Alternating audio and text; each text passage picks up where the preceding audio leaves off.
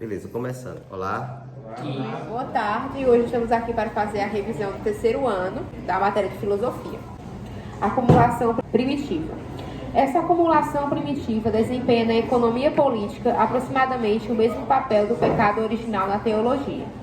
Adão mordeu a maçã e com isso o pecado se abateu sobre o gênero humano. De fato, a legenda do pecado original teológico nos conta como o homem foi condenado a comer seu pão com o suor de seu rosto. Mas é a história do pecado original econômico que nos revela como pode haver gente que não tem nenhuma necessidade disso.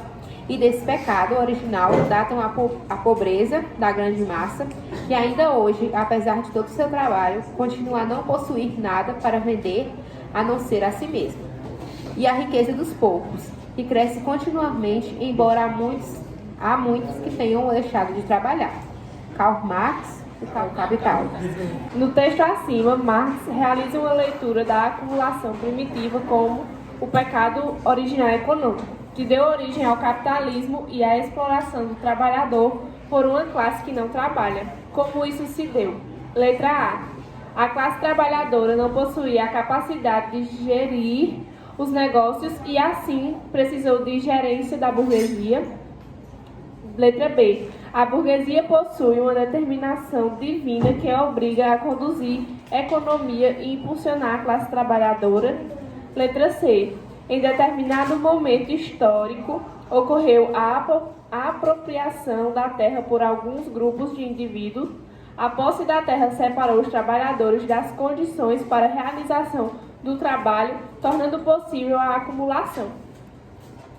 Letra D. O direito natural à propriedade privada desde o início da história possibilitou que alguns possuíssem aptidão natural e fossem bem-sucedidos, enquanto outros, por escolha própria ou em decorrência de desastres naturais, fossem levados a servir. Ou letra E. Conquista de terras por alguns grupos de indivíduos por meio de doação. A posse de terra separou os trabalhadores das condições para realizar o trabalho, tornando possível a produção e partilha de bens. Que é o que acerta? Quem acertar ganha um ponto. Quem que vai responder? Arrasou, eu acho. Adails, Vadas, responde. Sim, entendi. É o professor que disse, tá certo, professor? Leia a questão. A C, ele fala assim, que em determinado momento histórico ocorreu a apropriação da terra por alguns grupos de indivíduos. A posse da terra separou os trabalhadores das condições para a realização do trabalho, tornando possível a acumulação. Tá certo. Essa questão é a correta, tá? Tem tudo a ver com o princípio da propriedade privada. Quando alguém mais esperto, porque só existe esperto porque tem uns bobinhos. Mas então os mais espertos fizeram uma cerca e disseram: isso aqui é meu. Essa é a mais letra correta. C, né? A letra C. Para Marx, a praxis é a união dialética entre teoria e prática, e somente através dela de que o capitalismo pode ser esperado. Assim, teoria sem prática, como na crítica à tradição filosófica, é inerte e desligada da realidade. Por sua vez, a prática sem a teoria torna os atores suscetíveis ao controle do capital e à não construção da consciência de classe. Até agora, os filósofos ficam preocupados na interpretação do mundo de várias maneiras. O que importa é transformá-lo. Karl Marx, tese sobre algum nome, tese 11. No trecho, o autor faz uma crítica ao que compreende como um posicionamento passivo da tradição filosófica. Para Marx, o conhecimento deve estar aliado à ação. Assim, a praxis, praxis é a ação consciente para a transformação da sociedade. Para que exista a possibilidade de transformação social, o indivíduo deve... Letra A. Estudar a filosofia a fundo e desenvolver uma produção acadêmica de maior valor. Letra B. Ter consciência de classe e perceber-se como um sujeito transformado da história e agir sobre a realidade. Letra C. Elevar ao máximo a sua capacidade produtiva para que o capital acumulado possa ser revertido em benefícios para a classe trabalhadora. Letra D. Abolir as leis trabalhistas impostas pelo Estado para que patrões e empregados possam negociar livremente as condições de trabalho, permitindo a criação de novos postos e aumentar a empregabilidade. E letra E. Promover uma revolução pessoal por meio da sua compreensão teórica da realidade. Qual é a resposta, Pedro? Tempo na tela. 30 segundos. 30 segundos. 1, 2, Botando aqui. 3, 4. Letra A. Quem é que disse que ia responder? Você? Eu. Ah, diga. É letra B. Ter consciência de classe e perceber-se como sujeito transformador da história e agir sobre a realidade. Tá certo. Lê aí. R$1 milhão vai para Francisca Marlene, vencedora! A alternativa correta é a letra B, pois diz ter consciência de classe e perceber-se como um sujeito transformador da história e agir sobre a realidade. Pronto. Essa questão sobre a praxis, eu acho que já copiei na lousa alguma coisa sobre este conceito, que é muito próprio do Karl Marx, e Paulo Freire se utiliza muito do conceito praxis para aplicar ao mundo da educação que transforma pessoas e pessoas transformam vida. Portanto, chega de só pensar e não se comprometer e não agir. É o que o Karl Marx está dizendo. Ele faz uma crítica a uma filosofia teórica abstrata, racionalista, e aí propõe uma nova forma de transformar a realidade por meio do engajamento, do compromisso. Karl Marx está entre um dos filósofos da suspeita, nessa filosofia, da metafísica, do idealismo hegeliano. Karl Marx foi discípulo de Hegel, e aí Karl Marx rompe com Hegel para trazer uma filosofia mais voltada para a prática, que se casa com a teoria, que se gera o nome praxis. Nem prática, nem teoria, mas praxis, tá ok? Continua. Outra questão.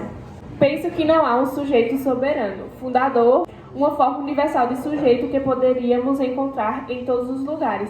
Penso, pelo contrário, que o sujeito se constitui através das práticas de sujeição, ou, de maneira mais autônoma, através de práticas de liberação, de liberdade, como na antiguidade, a partir, obviamente, de um certo número de regras, de estilos que podemos encontrar no meio cultural. O texto aponta que a subjetivação se efetiva numa dimensão. Letra A, legal, pautada em preceitos jurídicos. Letra B, racional, baseada em pressupostos lógicos. Letra C, contingencial, processada em interações sociais. Letra D, transcendental, efetivada em princípios religiosos. Letra E, essencial, fundamentada em parâmetros substancialistas. Tamires. Vai. Letra C. A aluna Tamires diz que a letra C, contingencial, processada em interações sociais. Poxa, é isso mesmo, Eu aqui de novo.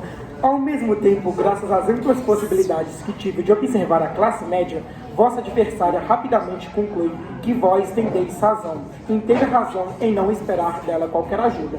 Seus interesses são diametralmente opostos aos vossos, mesmo que ela procure incessantemente afirmar o contrário, e vos queira persuadir que sente a maior simpatia por vossa sorte.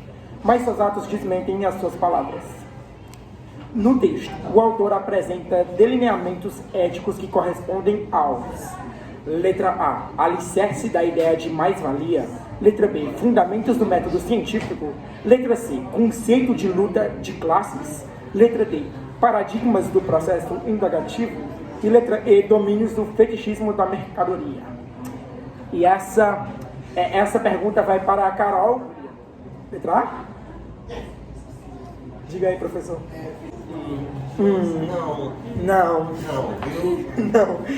Viu? Não ganhou um ponto. Que princípio ético nortearia a teoria da mais-valia? Porque a mais-valia só vem prejudicar o trabalhador. Então, por si só, ele não tem nenhum princípio ético, né? A não ser aquele princípio ético do capitalismo que visa o lucro, né? Eu também pensei no... Portanto, Eu achei que era letra C. letra C. Letra C, viu? Conceito de luta. Conceito de luta de classe, que é um tema muito forte em Karl Marx. Sobre a crise da razão. Analise as afirmativas marcando o V com as verdadeiras e com o F as falsas. Primeira alternativa. A crise da razão é também uma crise da subjetividade. A filosofia dos frankfurtianos não se insere no contexto da crise da razão. A descrença na razão iluminista é um dos pilares da crise da razão ocidental. A fenomenologia é uma filosofia gestada no contexto da crise da razão ocidental. O pensamento de Foucault não se insere no contexto da crise da razão ocidental. Após a análise dessas afirmativas, a alternativa que indica a sequência correta acima para baixo é a... Vamos lá. Você vai colocar aqui verdadeira ou falsa, tá? Essa primeira, a crise da razão, é também uma crise da subjetividade? Creio que sim, porque uma coisa é totalmente interligada com a outra. Então a primeira é verdadeira. A primeira é E a verdadeira. gente já pode descartar a alternativa B, D... a alternativa B e D. Pronto. A segunda. A filosofia dos frankfurtianos não se insere no contexto da crise da razão. O que são os frankfurtianos, Botelho? Os frankfurtianos, filósofos tipo Adorno, Horkheim, Marcuse, Habermas, eles se reuniam ali para pensar o mundo contemporâneo, o mundo hoje, moderno, o contexto social, cultural em que estamos vivendo, porque é uma escola ainda muito viva hoje. Então seria... Frankfurtiano, portanto, é a escola de Frankfurt. Não uma escola assim, prédio, mas é uma escola, digamos, um grupo de pensadores, de cientistas que se reuniram para pesquisar, fazer estudos do comportamento social, filosófico da sociedade hoje. Então entraria na crise da razão, tendo visto que eles são presentes na contemporaneidade? Sim, então eles já entram sim na crise da razão. Então eles essa segunda seria verdadeira. Seria verdadeira. Descartando a letra E. Ah tá, deixa eu dizer aqui, que nós nos confundimos aqui, ó. A filosofia dos frankfurtianos, elas não, estão... sim, sério. esse negócio de dizer não, marque a alternativa que não... Esse não é o que confunde a gente, não né? reparei nesse sentido. Então Pronto. essa segunda é falsa, não é? Eu olhando aqui novamente, é falsa, Então viu? é verdadeira. Olhando ou aqui, falsa. exatamente. Então já descarta a letra A. Isso, porque a teoria dos frankfurtianos, elas estão sim inseridas nesse contexto da crise da razão. Isso, eles analisam. Então a gente vai agora para a terceira alternativa. A descrença na razão iluminista, nós temos porque o que é que acontece? A razão iluminista, ela se propôs muita coisa. Ela se propôs ser a luz dos novos tempos, jogar luz sobre as trevas da Idade Média, entendeu? É uma razão que se colocou no pedestal, algo que se colocou... Algo superestimado. Ela se subestimou muito, ela se colocou muito como senhora da verdade. No entanto, a razão iluminista, ela não entregou tudo aquilo que ela prometeu no sentido de um mundo mais humanizado, um mundo mais justo, fraternité, égalité, né, liberté, porque essa razão, ela ao mesmo tempo, como diria, né, essa razão, ela provoca guerras, ela está fundamentada, boa noite, ela está fundamentada em interesses de grupos poderosos, seja econômico, político, de governo, não é? Ela foi como uma promessa de uma utopia, porém fracassou em certos aspectos. Ela fracassou, então, portanto... já entra a descrença na razão iluminista, é um dos pilares da crise da razão ocidental. Então, eu creio que seria verdadeira. É verdadeira, entendeu? É verdadeira, então, certo? A letra fica entre a C E entre a C e a E. Pronto, C e a E. Isso. A fenomenologia é uma filosofia gestada no contexto da crise da razão ocidental. O que seria a fenomenologia? É uma teoria criada por um filósofo alemão, Husserl, né? E não é Rousseau, é Husserl, certo? Porque tem Rousseau e tem Husserl. O que significaria a fenomenologia? É a questão de enxergar o mundo a partir de uma perspectiva do sujeito, da pessoa, portanto, de uma razão pessoal. Por exemplo, como é que você... A maneira como você enxerga o mundo, se o mundo é bom, não é bom, se vale a pena viver ou não vale, é sua, é pessoal. É diferente da interpretação que a outra pessoa vai ter do mundo. É enxergar com seus próprios olhos. Toda visão que nós temos do mundo parte do princípio de uma interpretação. Das nossas vivências diárias. Vivências Aquilo que diárias. nos moldou para sermos o que é nós, vai moldar aquilo que vemos como mundo. Exatamente. O sentido, pronto. Exatamente. O sentido que você dá às coisas é muito pessoal. Está dentro dos seus valores que você aprendeu, que você vive. É diferente de outra pessoa. A fenomenologia é uma filosofia gestada no contexto da crise da razão ocidental, justamente. Nós vivemos um mundo de crise de valores, crise de razão, crise de subjetividade, né? Crise de princípios, de fundamentos éticos. Nós estamos vivendo uma crise ética e também moral, digamos assim. Se você entende que moral é o respeito à vida, se você entende que moral é amar o próximo, considerar as diferenças. Acontece que nós vivemos num mundo hoje hipócrita, altamente falso, onde as pessoas voltadas apenas para si e para seu grupo, tá entendendo? Onde as pessoas defendem uma certa moral que vai legitimar os valores daquela classe social, daquele grupo. Tipo, a moral do nazismo defendia uma classe social privilegiada, Somente a raça ariana. Então é muito tem que ter muito cuidado com relação aos princípios morais que a gente vai julgar se certo ou não, se eles estão de acordo com a vida, tá? Certo. Por exemplo, o fascismo, o nazismo, geralmente eles têm uma moral muito voltada para seus interesses, seus grupos. E então, hoje isso está muito em voga, sabia?